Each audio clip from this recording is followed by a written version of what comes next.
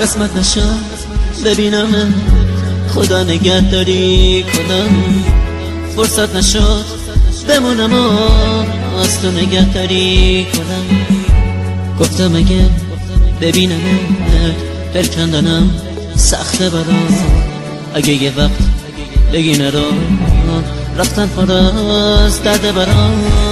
گفتم صدا تو نشنوم، ندیدم از پیشت برم، پشت سرم زاری نکن، چی کار کنم مسافرم.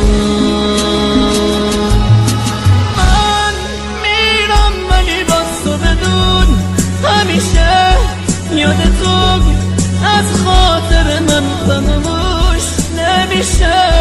گل من خوب میدونی بی تو تک و تنهام عزیزم، اگه تو نباشی میمیرم. میرم ولی باز تو بدون همیشه یاد تو از خاطر من فراموش نمیشه.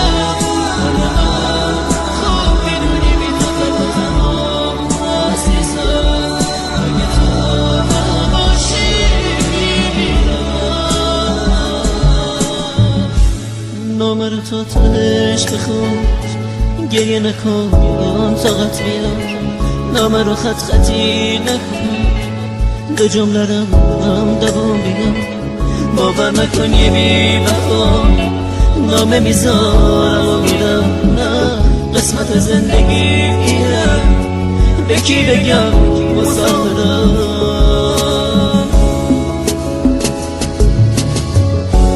سهم من از تو دوریه، تو لحظه های بی کسی قشنگیه، قسمت ماست که ما به هم نمیرسیم. من میرم ولی باز تو بدون همیشه یاد تو از خاطر من فراموش نمیشه.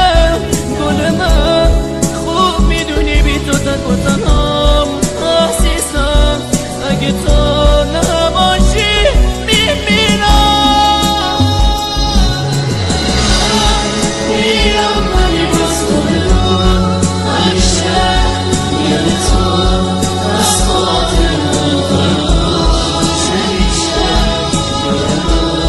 خوب میدونی بی تو تک و تنهام عزیزم، اگه تو نباشی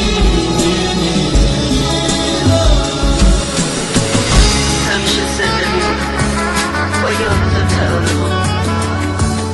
منو ببخش اگه با عشقم چکی ریمان ها